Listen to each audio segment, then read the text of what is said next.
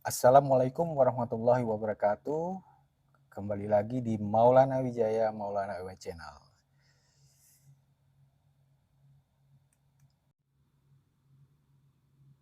Oke, kali ini pada kota ini terdapat beberapa bangunan dan benteng peninggalan Inggris.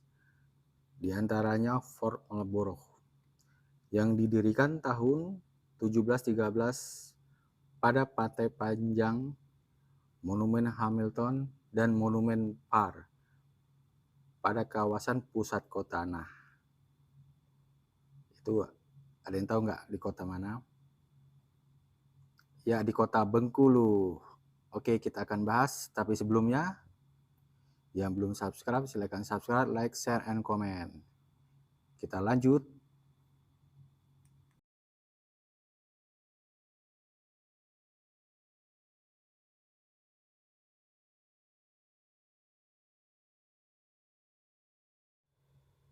Oke guys, nah ini kita sangat menarik sekali ya. Sebelum melakukan perjalanan dan acara ke kota Bengkulu, jadi pastinya kan kita ingin tahu sejarahnya tuh apa sih. Jadi bahasa daerahnya tuh apa, nama ibu kotanya apa ya, terus makanan khasnya tuh apa, minuman khasnya tuh apa. Nah ini dia, baiknya kita langsung bahas dari sumber Wikipedia mengenai kota Bengkulu. Nah, kota Bengkulu ini adalah ibu kota Provinsi Bengkulu, Indonesia. Jadi kota ini merupakan kota terbesar kedua di pantai barat Pulau Sumatera, setelah kota Bandar Lampung. Nah, jadi sebelum kawasan ini berada dalam pengaruh Kerajaan Kahuripan dan Kesultanan Banten, kemudian dikuasai Inggris sebelum diserahkan kepada Belanda, kota ini juga menjadi tempat pengasingan Bung Karno dalam kurun tahun 1939 sampai 1942. Nah, itu sebelum di masa kemerdekaan ya. Jadi pada masa pemerintah Hindia Belanda dan menjadi kota kelahiran salah satu istrinya, Fatmawati. Jadi kota Bengkulu memiliki luas wilayah sebesar 152 km persegi dengan jumlah penduduk pada tahun 2020 sebesar 371.828 jiwa yang terdiri dari 187.655 orang laki-laki dan 183.173 orang perempuan. Jadi kota Bengkulu ini berbatasan dengan Kabupaten Seluma di selatan, Samudra Hindia di barat, dan Kabupaten Bengkulu Tengah di utara dan timur. Lalu bagaimana tentang geografinya ya? Nah, kota Bengkulu ini terletak di kawasan pesisir yang berhadapan langsung dengan Samudra Hindia. Jadi kota ini memiliki luas wilayah 144,52 km persegi dengan ketinggian rata-rata kurang dari 500 meter. Jadi sebagai daerah yang berada di pesisiran, kota Bengkulu tidak memiliki wilayah yang berjarak lebih dari 30 km dari pesisir pantai. Jadi dekat ya. Kota ini dilayani oleh pelabuhan Pulau Bai yang merupakan pelabuhan samudra satu-satunya di Provinsi Bengkulu. Jadi selain wilayah yang berada di daratan Sumatera, kota Bengkulu juga membawahi sebuah pulau kecil yang bernama Pulau Tikus. Nah, itu tuh, nanti kita pergi ke sana ya, ke Pulau Tikus. Jadi sebelum kita pergi ke kota Bengkulu, apalagi ke Pulau Tikus, nah kita bahas sedikit tentang sejarah mengenai kota Bengkulu ya. Jadi pada awal abad ke-17, daerah Bengkulu berada di bawah pengaruh Kerajaan Banten dan penguasa dari Minangkabau. Jadi kedatangan orang Eropa ke kepulauan Indonesia disebabkan oleh keinginan memperoleh langsung rempah-rempah dari sumbernya. Di sejumlah negara Eropa didirikan maskapai yang tujuannya adalah mencari rempah-rempah dan menjualnya di pasar Eropa. Itu dia. Pasti tahu kan company-nya apa, perusahaannya apa. Ya, itu orang Belanda mendirikan VOC itu. VOC atau Maskapai Serikat untuk Hindia Timur. Jadi orang Inggris mendirikan East India Company atau maskapai untuk Hindia Timur itu. Jadi salah satu rempah-rempah yang dicari adalah lada. Jadi salah satu daerah di mana lada tumbuh adalah bagian selatan Pulau Sumatera. Jadi tahun 1633 VOC itu mendirikan pos perdagangan di Bengkulu. Kemudian VOC mengusir Inggris dari Banten tuh. Jadi dulunya kita sempat ya dijajah oleh Inggris. Jadi VOC itu mengusir Inggris dari Banten. Ini memaksa East India Company yang tetap ingin terlibat dalam perdagangan lada. Jadi mendirikan tahun 1685 suatu pos di Bengkulu, istilahnya Benkulen ya. Nah, tulisannya kayak gini, Benkulen. Dalam bahasa Inggris ya, dengan tujuan mencari lada. Jadi untuk melindungi pos ini, Inggris mengirimkan pasukan kecil untuk menampung pasukan tersebut, dibangun suatu benteng. Itu namanya Fort Marlborough. Tuh, ini atau Inggris menduduki Bengkulu selama 140 tahun. Wah. Jadi Inggris menduduki Bengkulu selama 140 tahun. Nah, dalam masa ini, ratusan prajurit Inggris meninggal karena kolera, malaria, dan disentri. Jadi kehidupan di Bengkulu sangat susah bagi orang Inggris ya. Jadi dibandingkan dengan India. Saat itu perjalanan pelayaran dari Inggris ke Bengkulu memakan waktu 8 bulan. Tuh. Ya, kan jadi akan menambah wawasan kita ya. Saya juga baru tahu nih itu. Inggris saja ada menduduki Bengkulu selama 140 tahun. Nah, habis itu perjalanan dari Inggris ke Bengkulu aja memakan waktu 8 bulan ya. Itu dulu ya, dulu. Terus pertentangan muncul antara penguasa di London dan India di satu pihak dan mereka yang ingin mempertahankan kependudukan Inggris di Sumatera untuk melanjutkan perdagangan lada. Di samping Fort Marlborough, company juga membangun Fort York di Bengkulu dan Fort Anne di Muko-Muko. Banyak fort. Jadi fort itu apa ya? Nah, ini dia, makanya simak terus. Lanjut lagi, terjadi juga bentrokan dengan penduduk setempat. Tahun 1719 Inggris dipaksa meninggalkan Bengkulu. Tuh 1719 ya. Dipaksa meninggalkan Bengkulu karena Inggris kemudian kembali, namun tahun 1760 Fort Marlborough itu menyerah kepada pasukan yang dikirim Prancis. Wah. Jadi ini memang negara kita ini tempat dijajah dulu ya. Karena rempah-rempah gitu kan. Jadi tahun 1807 Residen Inggris Thomas Parr dibunuh. Parr diganti oleh Thomas Stamford Raffles. Nah, ini nih nanti pasti tahu nih terkait Bung Aldi Raffles ya. Benar nggak?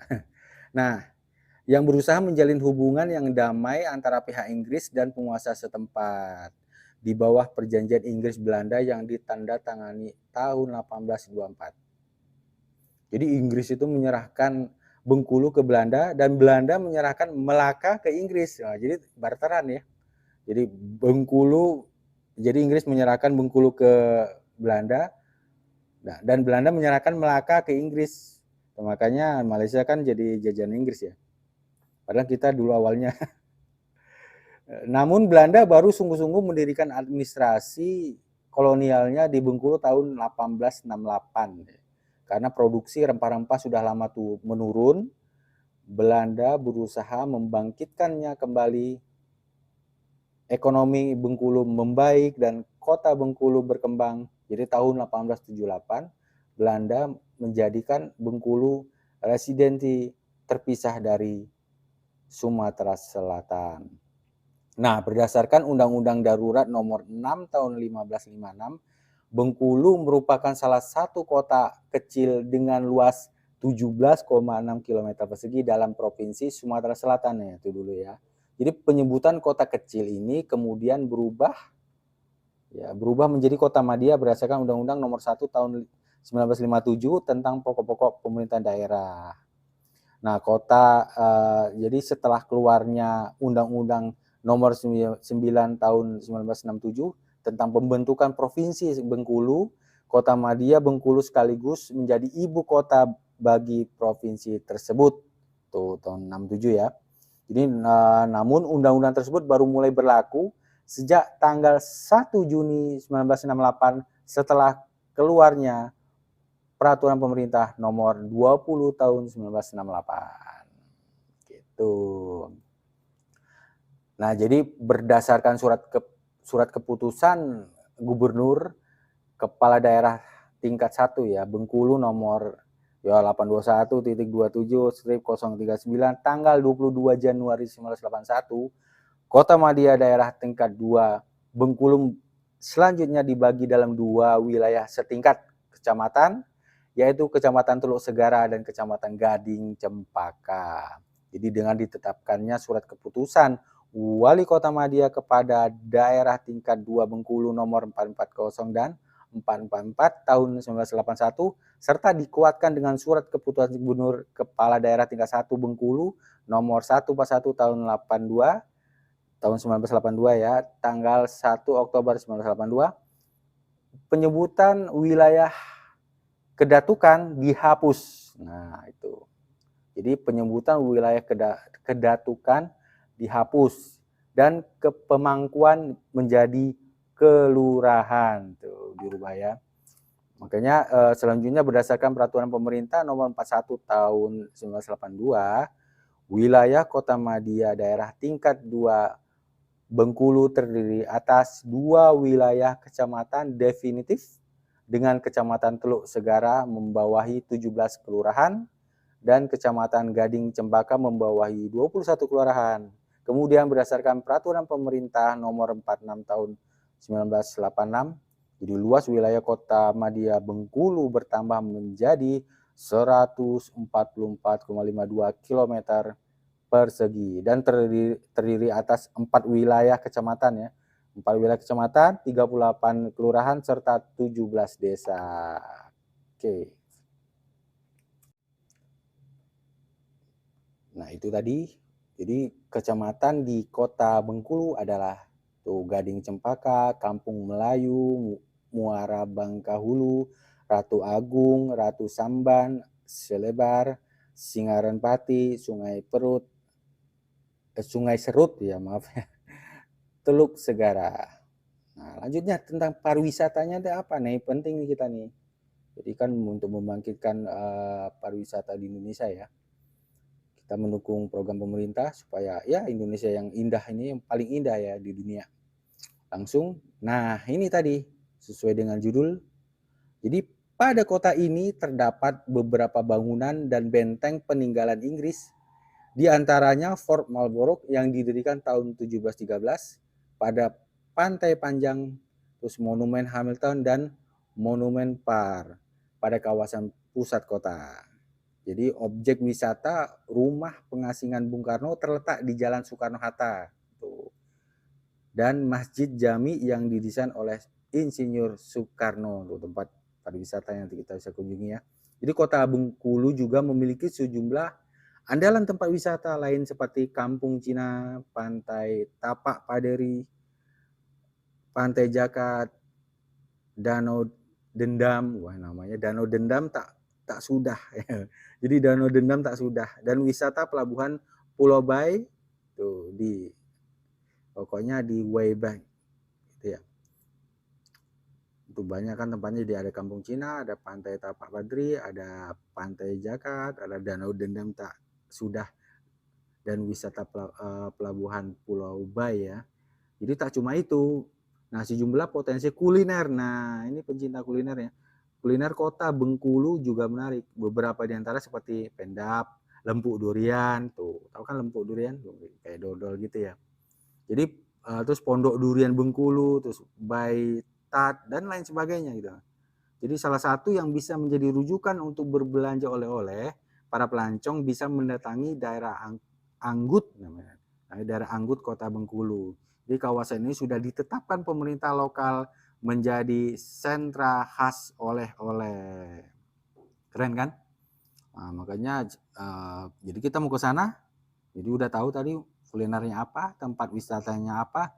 Nah, tentu kan bandar udaranya kita tahu kan, Bandar Udara Fatmawati Soekarno merupakan bandar udara di Kota Bengkulu yang sebelumnya bernama Bandara Padang Kemiling dulu gitu kan. Jadi sedangkan untuk melayani transportasi laut di kota ini digunakan pelabuhan Pulau Bai atau disebut juga Pelabuhan Bengkulu yang selesai dibangun pada tahun 1984. Jadi sebelum kawasan ini merupakan suatu lagun atau kolam yang terbentuk oleh lidah pasir yang membujur dari arah selatan ke utara. Tuh, jadi kita udah tahu ya, di bandar udaranya tuh namanya Fatmawati Soekarno. Oke. Oke guys, itu dia tadi sedikit ya kita membahas terkait kota Bengkulu ya. Jadi apa aja tadi kota Bengkulu, tadi penduduknya bagaimana, terus geografinya bagaimana, terus pariwisatanya tempatnya apa aja, terus makanan kulinernya apa aja, ya kan? Pastinya tuh bandar udaranya, terus sejarahnya apa, oh, itu luar biasa. Ya pokoknya semoga bermanfaat ya. Terima kasih yang sudah nonton. Thanks for watching Maulana Wijaya, Maulana MW Channel. Kita ketemu lagi di video berikutnya dan jangan lupa ya nonton video-video lainnya. Oke? Kita ketemu lagi. Terima kasih. Jangan lupa bahagia, tetap semangat, jaga protokol kesehatan. Oke? See you.